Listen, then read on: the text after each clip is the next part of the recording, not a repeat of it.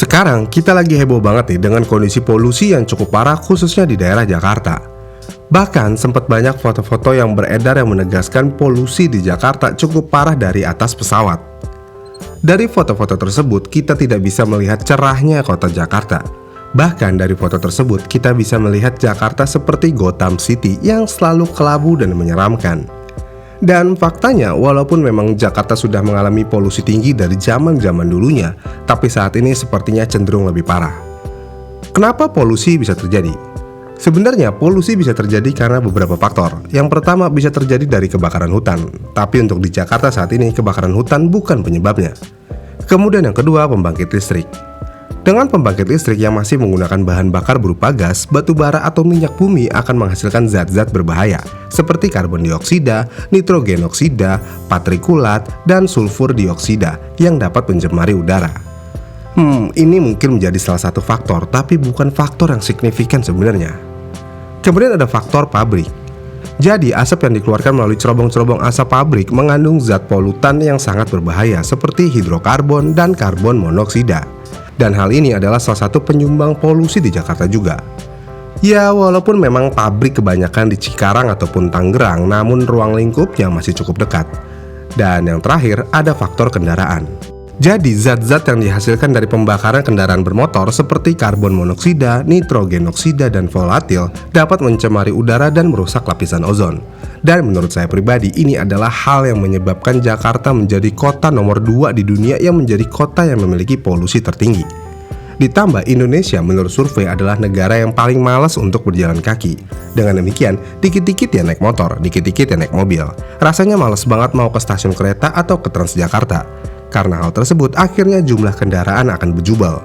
Dan untuk mengatasi hal tersebut, sejumlah pabrikan sudah mengeluarkan mobil dengan spesifikasi Euro 4. Dan ini sudah ditentukan juga oleh pemerintah, tepatnya oleh Menteri Lingkungan Hidup dan Kehutanan nomor 20 tahun 2017. Ya, secara garis besar menurut aturan ini, mobil bensin yang diuji wajib memenuhi Euro 4. Apa itu Euro 4? Euro 4 adalah standar emisi gas buang bagi kendaraan bermotor roda 4 atau lebih, sehingga emisi yang dikeluarkan lebih ramah lingkungan dan di bawah batas maksimum zat atau bahan pencemar. Dan ini adalah salah satu cara mengurangi polusi. Namun semua ini disia-siakan dan dilanggar oleh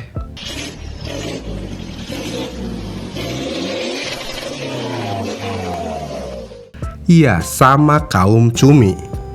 Sebenarnya untuk mobil diesel sendiri seperti Innova, Fortuner, dan Pajero, mesinnya sudah menganut Euro 4. Namun dengan di remap menjadi cumi-cumi, semua itu menjadi sia-sia. Dan cumi darat adalah penyumbang polusi yang begitu aktif. Apa itu cumi? Cumi-cumi di sini diartikan sebagai julukan untuk mesin yang sudah dimodifikasi dan menghasilkan asap berwarna hitam pekat pada sebuah mobil. Tepatnya sebuah mobil yang memiliki mesin diesel. Pertanyaannya, kenapa harus dicumiin? Apa tujuannya? Sebenarnya tujuan utamanya adalah mobilnya agar bisa lebih ngebut. Jadi gini nih, walaupun sudah turbo, tapi buat orang yang biasa ngebut dan menggunakan mesin bensin dan turbo, mesin diesel akan masih terasa lambat. Dan dengan cara dicumiin, mobil akan terasa semakin enteng dan ngacir. Kemudian tujuan keduanya adalah tentu aja buat gaya. Dulu nih ketika kita punya mobil diesel misalnya Panther, jika sudah mengeluarkan asap hitam itu adalah sebuah aib karena mobil terlihat seperti mobil rusak dan sebagainya. Namun dengan tren yang ada, aib tersebut berubah menjadi sebuah kebanggaan. Ini bisa dibuktikan ketika ada mobil diesel nih sedang jalan di perempatan lampu merah atau lagi di kopdar, mobil kan jadi pusat perhatian tuh. Dan untuk memaksimalkan pusat perhatiannya, dikeluarin deh tuh asap hitam tebal. Dengan hal tersebut tentu aja ini akan menambah pusat perhatian. Kemudian bagaimana caranya mobil diesel bisa menjadi cumi? Untuk menjadikan mobil menjadi cumi sebenarnya cukup gampang dan murah. Ya tinggal di remap aja, mau seberapa boros mobilnya. Jadi jika semakin boros maka akan semakin tebal asapnya. Ya walaupun ini terkesan keren bagi sebagian orang dan ngeselin bagi sebagian orang, tapi jika mobil dicumiin ada efek sampingnya. Jadi partikel karbon cumi dapat mengakibatkan penumpukan pada komponen mesin seperti katup dan saluran knalpot yang pada gilirannya dapat mengganggu kinerja mesin kendaraan tersebut. Dalam jangka panjang, modifikasi mobil cumi darat akan merugikan pemilik kendaraannya sendiri karena merusak komponen mesin secara perlahan. Ya, tapi buat para pembawa Pajero dan Fortuner ini bukan masalah besar sih. Ya tinggal beli lagi aja ya kan? Oh, belum tentu. Tapi di luar dari kerugian mereka sendiri, orang-orang di sekitar mereka lah yang memiliki kerugian lebih banyak, apalagi pemotor tuh. Jika geng cumi lagi beraksi, misalnya abis lampu merah, terus di belakang ada pemotor, itu pemotor kasihan banget, bisa langsung hitam mukanya kayak gini nih. Kaget enggak, hitam ya, blok. Dilihat fotonya mungkin lucu, tapi kalau dilihat aslinya ada rasa yang lain keluar, misalnya kasihan dan lainnya. Ya tapi baik lagi nih, orang-orang penggila cumi ya begitu deh. Kemudian kenapa cumi ini benar-benar hype banget di kalangan anak diesel? Sebenarnya ini bermula dari mobil diesel yang lagi naik daun di lintasan drag.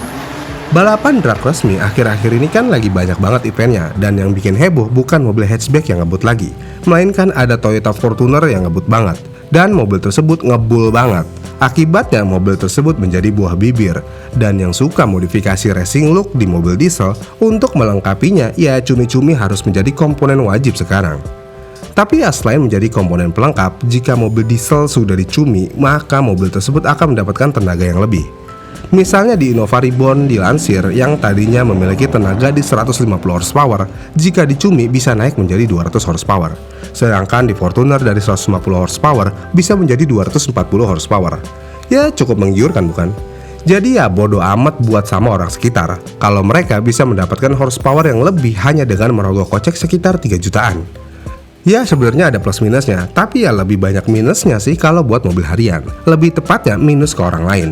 Kemudian, mobil cumi-cumi darat ini sebenarnya bisa ditilang juga oleh pihak yang berwajib, karena bisa dibilang ya sudah bukan mobil yang lulus uji emisi.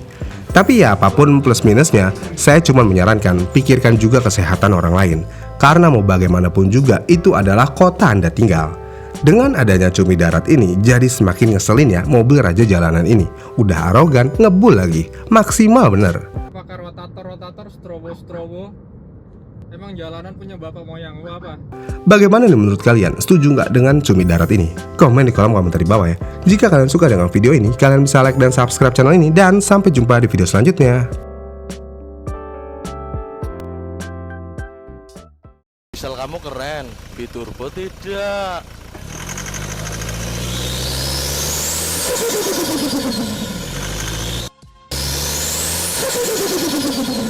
Kita kasih JJ dulu ya. Ain't no motherfucker in this world could do it like me. Open up your eyes and insert a little rising. You don't have to love me, you don't have to like me. Got enough love in myself, in my psyche.